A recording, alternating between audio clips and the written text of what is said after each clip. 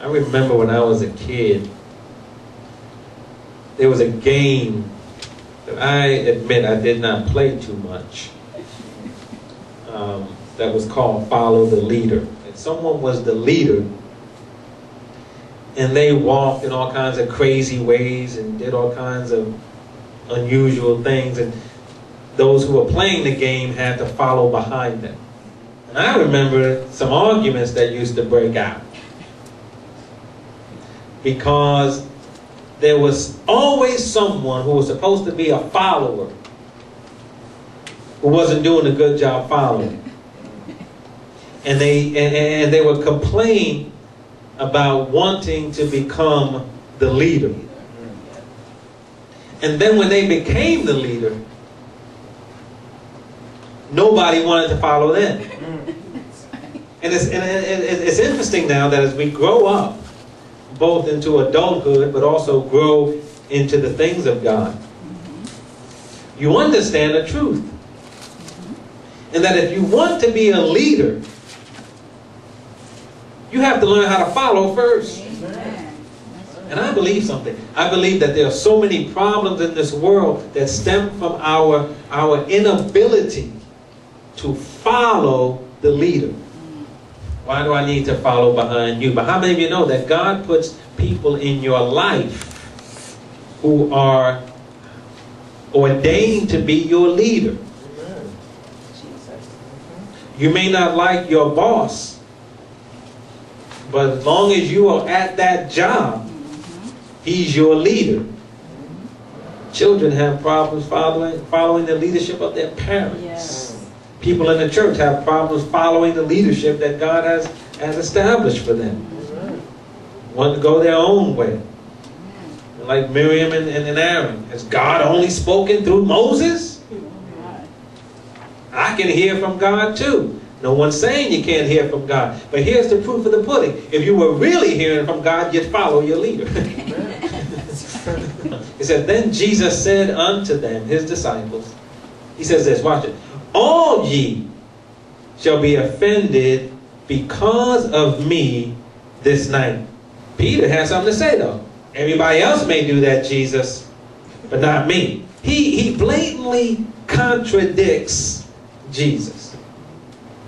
Jesus' response is, look here, man. I'm telling you.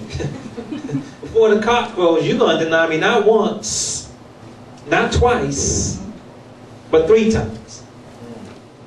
Verse 35, Peter said to him, though I should die with thee, yet I will not deny thee. Contradicts Jesus again. And see, he not only contradicts Jesus, he contradicts him to his face, and he contradicts Jesus in the presence of the other disciples. And look what happened. Likewise also said all the disciples. So not only is he contradicting Jesus, but now because he's done it twice and had the audacity to do it in front of everybody, he stirred up everybody else to start contradicting Jesus. See, this is the thing about not being able to follow. See, there are people who can stir up some stuff, amen, and now get other people to go against the leader. We look and we shake our heads, and then the Spirit of God comes to us and says, how many times have you contradicted Jesus? And have you ever contradicted Jesus in the presence of the multitude and got other people to see things your way? Jesus says, if someone trespasses against you seven times, amen, you forgive them. You stand up there in front of all your friends talking about what this person did to you, and you say, you know what, ain't no way I can forgive them.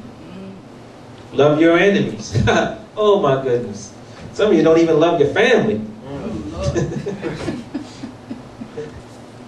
Verse 36. Then cometh Jesus with them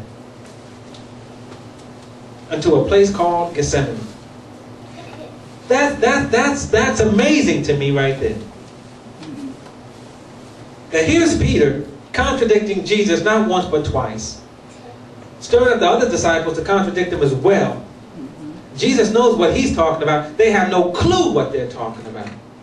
And yet Jesus allows them to still come with him.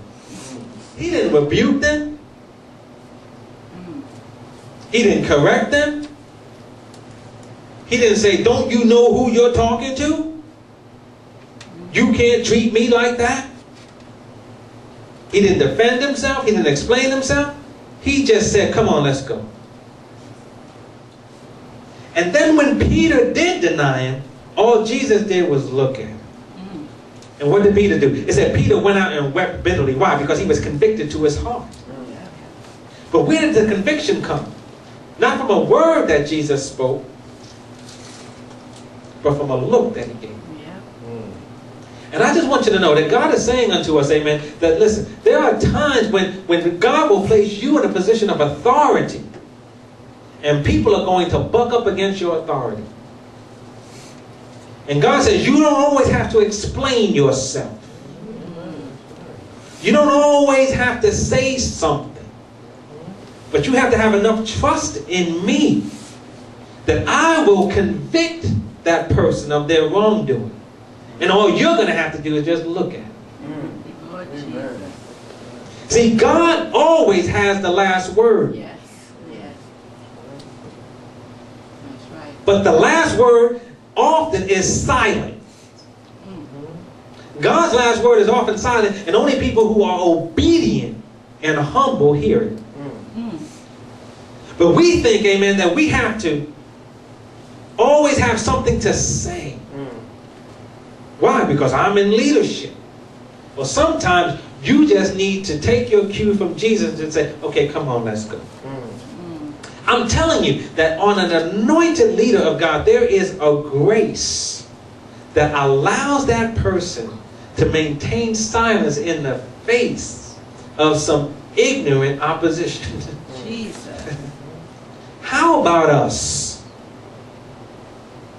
How good are we at following the leader? Do we find ourselves in a situation of Peter and the rest of the disciples challenging leadership? Challenging things that people are saying. I want you to know something. That all those times in which you challenged the leader, and that leader was there and placed in your life, anointed of God, to lead you wherever it is, whether it's in your home, in your church, on the job, wherever. And you challenged, and that leader didn't say anything to you, I'm here to burst your bubble. It wasn't because you were right. Jesus. Amen. Amen. It's because that leader, like Jesus, understood something. That's right. I have my eye on a bigger picture.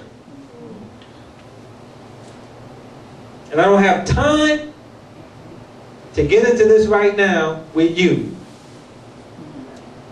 Thank God for the grace of anointed leaders who don't expose your ignorance before everybody.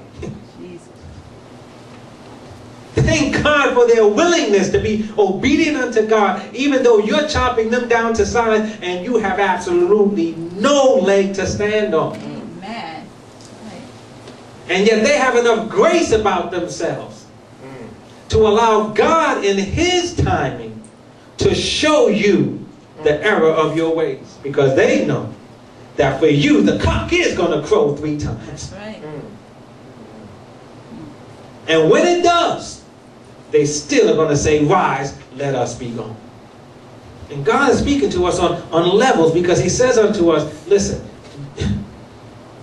there are too many times where you are in the position of Peter and the other disciples in relation to my son Jesus.